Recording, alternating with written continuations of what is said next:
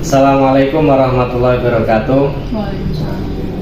Bapak Ibu guru yang saya hormati, dimanapun Anda berada, pada video kali ini saya akan menerapkan praktek coaching untuk supervisi. Nah, di sini perkenalkan dulu, nama saya Andi Saifuddin Farid, dan di sini saya didampingi oleh rekan saya Bu Faiza. Mari kita mulai sesi hari ini. Faiza, Selamat pagi Pak Andi. gimana kabarnya hari ini? Alhamdulillah baik Pak. Ya.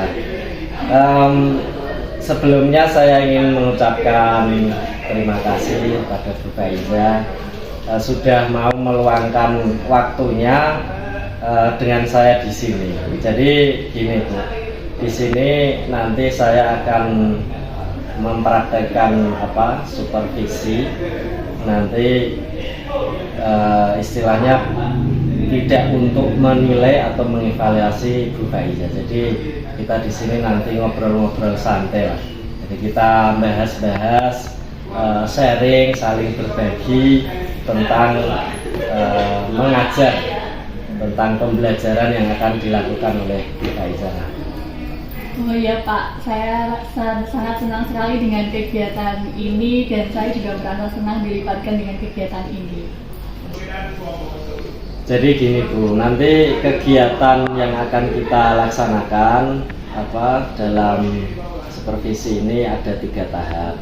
Ada kegiatan pra observasi, terus nanti observasi di kelas, kemudian pasca observasi. Nah terus, oh ya, kemarin katanya Bu Faiza kan baru saja lulus dari PPG, selesai pendidikan PPG. Boleh sharing-sharing sedikit Bu, gimana pengalamannya? Oh iya baik Pak, pengalaman saya sih waktu mengikuti PPG itu saya dapat mempelajari ilmu baru ya Pak. Di sana saya itu mempelajari berbagai metode, ada model pembelajaran, kemudian menuangkan ke dalam rencana pembelajaran, termasuk bagaimana merancang pembelajaran yang berpihak pada murid yang efektif Pak. Nah di sini Pak, kadang saya itu merasa khawatir apa saja sih yang sudah saya pahami,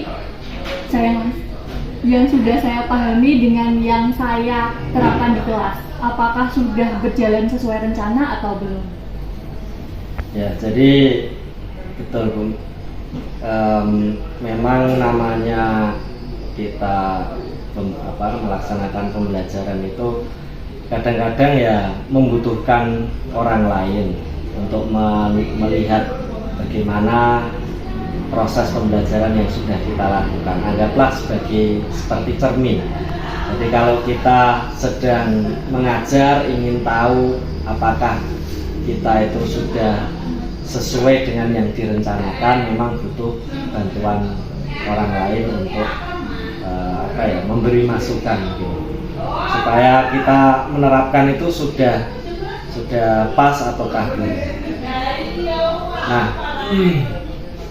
berarti kalau memang nanti Bu Faiza memang sudah siap untuk kita mengikuti kegiatan supervisi ini, berarti kan kita butuh RPP-nya Bu Faiza. Ini kira-kira sudah ada Bu?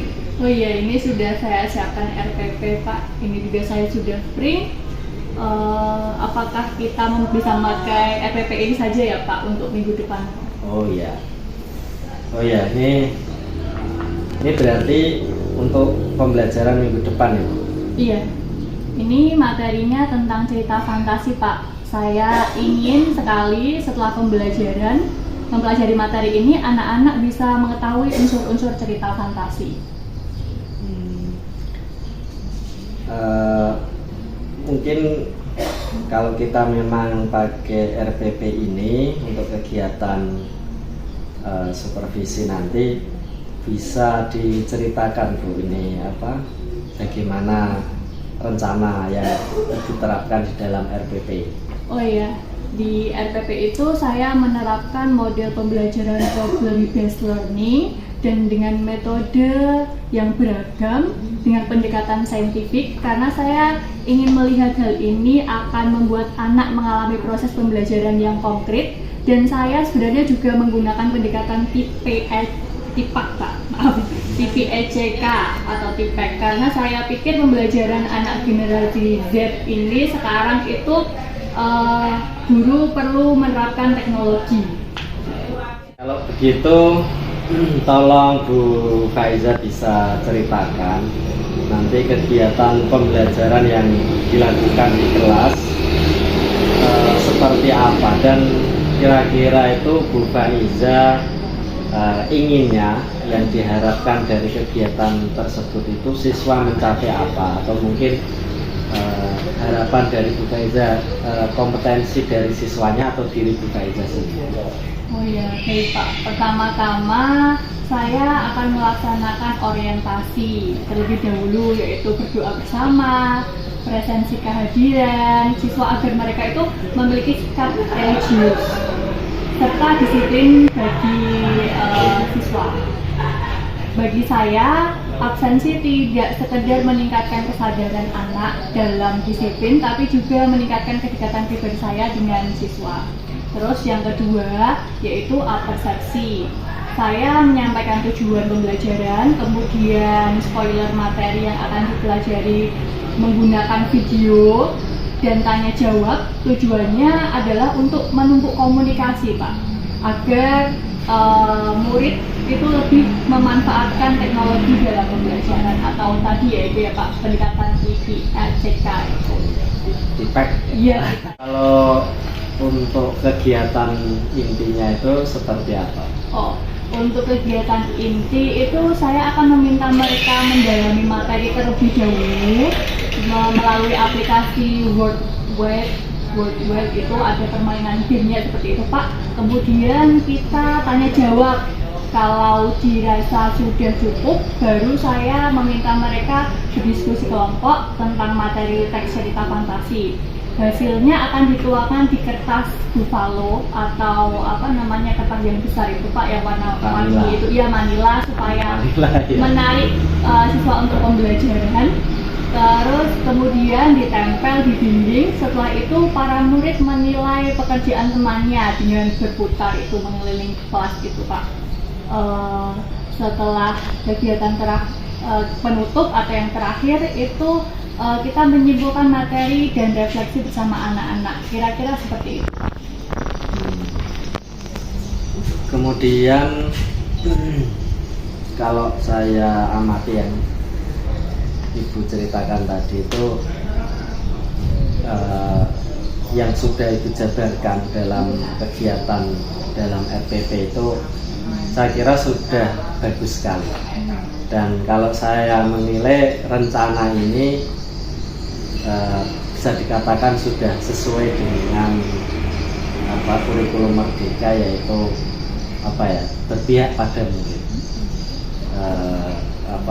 berorientasi pada murid. Nah, terus kalau saya lihat tadi di awal Bu Faiza kan ada perasaan khawatir tentang kegiatan pembelajaran yang akan dilaksanakan. Apa betul seperti itu? Oh iya Pak, namanya praktek di lapangan ya, tapi kan Pak, kadang-kadang itu ada saja kendalanya.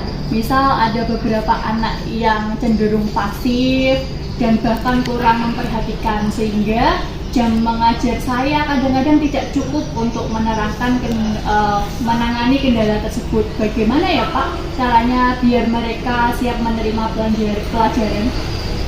Kalau dari pengalaman Bu Faiza sendiri, mungkin pas waktu jadi murid, waktu sekolah dulu, atau mungkin selama Bu Faiza menjadi guru, dari pengalaman-pengalaman yang pernah dilakukan itu, kira-kira ada nggak misalnya gambaran yang ini bisa saya terapkan nanti untuk mengatasi tadi yang kekhawatiran kita? Coba saya ingat-ingat dulu ya Pak. Sepertinya ada sih Pak. Oh ya, saat saya ikut beberapa pelatihan daring dan juga melihat beberapa guru lain membuat kesepakatan kelas semacam itu saat mengajar di kelas, mungkin cara ini perlu saya coba terapkan juga ya Pak, siapa tahu itu dapat berhasil. Iya, iya, iya. Saya setuju sekali, karena memang kesepakatan kelas itu punya peranan penting. Saya kira akan sangat membantu nanti kalau ibu memulai kegiatan pembelajarannya itu dengan kesepakatan kelas. Nah, kalau adanya kesepakatan kelas itu, saya kira nanti bisa membuat murid jadi lebih fokus. Terus nanti mereka akan terarah sesuai dengan yang kita harapkan. Nah, kalau begitu, selain dari yang tentang kesiapan murid tadi, kira-kira apakah ada hal lain yang perlu ditanyakan atau dibahas? Sementara itu dulu Pak. Terus kalau memang sudah tidak ada lagi yang ditanyakan atau mungkin dikhawatirkan, kira-kira nanti kita kegiatan observasinya bisa dilaksanakan kapan? Bagaimana kalau minggu depan saja? Oh iya, iya, minggu depan kayaknya memang pas, Bu. Oh iya, terus berarti kalau minggu depan nanti kelasnya yang kelas berapa? Kelas 7C untuk harinya hari Selasa atau mungkin Jumat karena itu waktu jam pelajaran saya itu Pak. Oh iya, ini di jadwal berarti hari apa, Bu? Hari Jumat atau hari apa ya? Selasa. Ini Jumat. Nanti hari Jumat saja, Bu. Oh iya. Hari Jumat. Berarti kita nanti bisa ikut mendampingi Bu Faiza observasi di kelas. Oh ya, terus ini Bu, karena kita nanti observasi supaya apa ya, nanti pembelajaran yang ibu lakukan kan harapannya bisa sesuai dengan yang direncanakan. Nah, maka dari itu saya ini membuat rubrik, tetapi rubrik ini bukan untuk nanti menilai Bu Faiza, tapi sebagai bahan belajar kita bersama, sebagai bahan nanti apa ya, refleksi Bu Faiza sendiri. Oh, sudah sesuai ataukah belum kegiatan pembelajaran yang saya lakukan. Nah, kira-kira nanti ini kan belum saya buat, baru saya rancang sesuai dengan RPP dan tadi yang disampaikan Bu Faiza tentang permasalahan. Jadi nanti ada tentang kesepakatan kelas, terus ada tentang ini ya, apa, kesesuaian dengan RPP dengan kegiatan pembelajaran di kelas. Nah, ini bisa Bu Faiza lihat sendiri. Nah, kira-kira nanti seperti ini. Oh iya. Mungkin ada tambahan, Bu? Ya. Tidak, cukup itu saja mungkin ya Pak. Terima kasih sebelumnya. Nah, berarti kita sudah sepakat di depan dari Jumat kelas 7C gitu ya, Bu? Iya. Ya, jadi saya juga nanti akan apa ya, bisa belajar dari apa kegiatan yang Ibu laksanakan nanti. Ya, saya jadi tidak sabar ini Bu, nanti ikut observasi di kelasnya.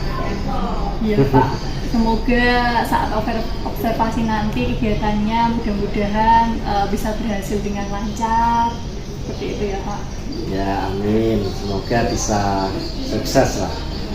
Nah, kalau memang sudah kita sepakati, berarti saya cukupkan kegiatan observasi kegiatan pra-observasi pada hari ini. Nanti kita ketemu lagi minggu depan. Bu Faiza bisa lagi lanjut aktivitas berikutnya ya. Ya, saya ucapkan sekali lagi terima kasih waktunya ya Bu. Ya, sama